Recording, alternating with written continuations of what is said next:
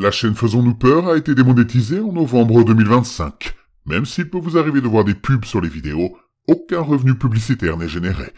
N'ayez pas peur de soutenir la chaîne à travers des donations ponctuelles, mensuelles ou des achats de très longues narrations sur le site Buy Me a Coffee. Votre soutien est essentiel pour l'avenir de la chaîne. Affreusement vôtre, la ruse.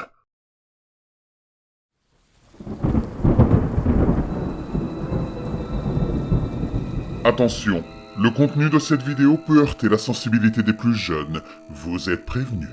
N'ayez pas peur de laisser un pouce bleu, d'activer les notifications et de vous abonner si ce n'est pas déjà fait. Dormir dans une maison abandonnée n'est pas vraiment recommandé. Cette histoire m'a été racontée par mon père, qui avait environ 18 ans au moment des faits. C'était l'été, et il était parti rendre visite à des proches dans une ville appelée Sialkot. Sa famille maternelle vivait là-bas, dans quelques maisons regroupées en petits hameaux. Plusieurs de ses cousins et l'un de ses oncles, l'oncle Arshad, qui avait environ 25 ans, l'avaient rejoint. Pendant leur séjour, ils ont entendu quelques histoires sur une maison appartenant à leur famille.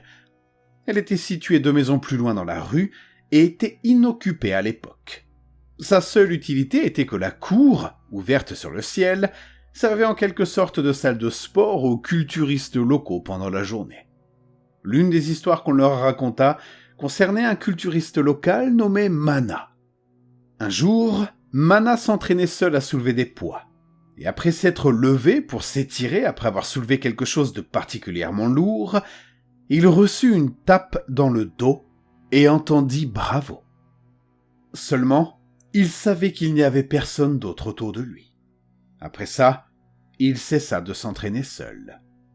Mon père et son oncle étaient très excités après avoir entendu tout ça, et étant jeunes et imprudents, ils ont décidé d'y passer la nuit. On les a mis en garde contre cette idée, quelques anciens dont leur grand-père maternel les traitant d'imbéciles pour s'être mêlés de choses qu'ils ne comprenaient pas. Mais leur décision était prise. Finalement, ils ont décidé d'entrer dans la maison après la tombée de la nuit, un peu avant minuit, d'y dormir et de partir juste après le lever du jour.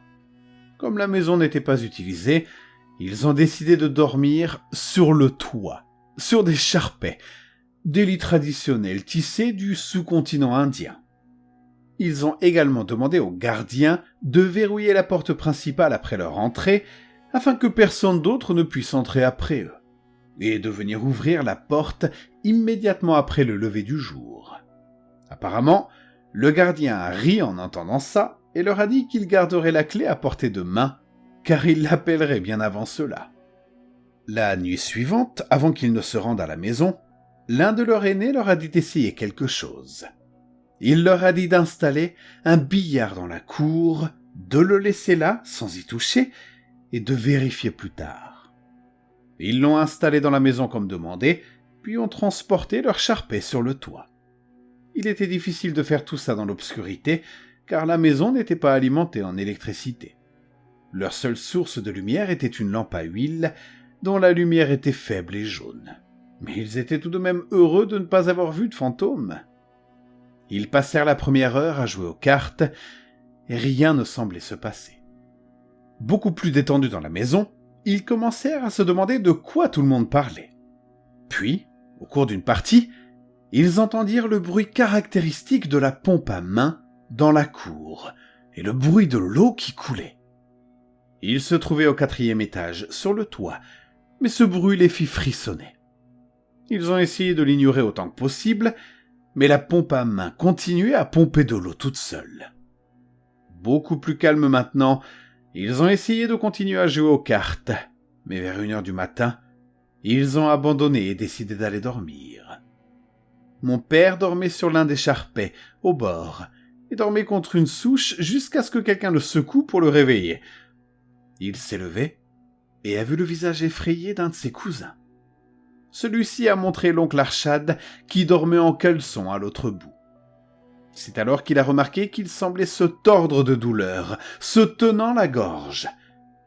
Ils ont essayé de le secouer pour le réveiller, mais il a fallu 1 minute entière, remplie de la peur de ce qui se passait, pour le réveiller. Oncle Arshad s'est réveillé en respirant bruyamment et en serrant toujours sa gorge. Il les a regardés et a dit « On doit quitter cet endroit maintenant !»« Mais il est déjà 3 heures du matin !» a dit l'un des autres cousins. « On n'a plus qu'à attendre 1 heure ou 2 et puis... » Mais l'oncle Arshad a insisté. « Je veux quitter cet endroit immédiatement et je suis prêt à sauter du toit pour y parvenir si nécessaire. » Ils furent encore plus effrayés après ça. Ils décidèrent de partir, mais se souvinrent que l'entrée de la maison était toujours verrouillée. Ils se mirent donc à crier pour attirer l'attention du gardien. Mais ils attirèrent rapidement l'attention du grand-père de mon père, qui dormait sur le toit de sa maison, anticipant une telle situation. Après quelques jurons bien sentis, il a envoyé chercher le gardien et leur a dit qu'il les attendrait en bas. Il devait toutefois encore descendre les escaliers. 4 étages, dans l'obscurité totale, avec pour seule lumière la faible lueur de la lanterne pour les guider. Ils ont descendu lentement, en se disputant pour savoir qui descendrait en premier et qui serait à l'arrière. Ils gardaient tous les yeux presque fermés et essayaient de ne pas regarder autour d'eux, car ils imaginaient sans cesse des choses dans l'obscurité, qui les observaient, ou peut-être qui emmènerait l'un d'entre eux. Et l'oncle Arshad se tenait toujours la gorge. L'image de lui se tordant de douleur était encore fraîche dans leur esprit. Lorsqu'ils arrivèrent enfin dans la cour, ils passèrent devant le billard et remarquèrent que toutes les boules étaient désormais dans les poches. Quand ils arrivèrent enfin à la porte, le gardien les attendait, un large sourire aux lèvres. « Alors les jeunes, vous avez réussi à faire ce que vous vouliez faire ? Votre sang chaud s'est-il déjà refroidi ?» leur dit-il en riant. Une fois sortis de la maison, ils demandèrent à oncle Arshad ce qui s'était passé. Mais il refusa de leur dire quoi que ce soit tant qu'ils ne seraient pas sortis de l'obscurité. Ils l'emmenèrent donc sous un lampadaire et s'assirent à côté de lui jusqu'à ce qu'il se calme et cesse de trembler de peur. Il leur raconta alors son histoire. Alors que je m'endormais, j'ai rêvé que j'étais dans la maison. Je suis descendu dans la cour, et dans mon rêve, j'ai commencé à pisser là. À ce moment-là, un vieil homme à la longue barbe et aux yeux terrifiants est venu et m'a attrapé par la gorge. Il a crié « Comment oses-tu souiller cet endroit sacré ?» et m'a soulevé dans les airs d'une seule main. J'étais impuissant, je donnais des coups de pied et je haletais pour respirer quand vous m'avez tous réveillé. Après leur avoir raconté son histoire, il a finalement retiré ses mains de sa gorge.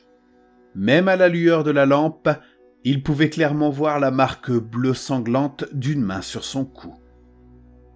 L'histoire que mon père me racontait est celle qui a emmené mon imagination dans des endroits où je ne voulais pas aller. J'aurais pu croire mon père sur parole, mais afin de garantir la véracité de son récit, j'ai essayé de confirmer les détails auprès de 2 personnes différentes. Au cours de mes recherches, j'ai découvert que non seulement cet incident et la présence fantomatique dans le bâtiment en question étaient réels, mais qu'il y avait aujourd'hui des personnes vivant dans cette maison qui étaient régulièrement confrontées à ce genre de phénomène.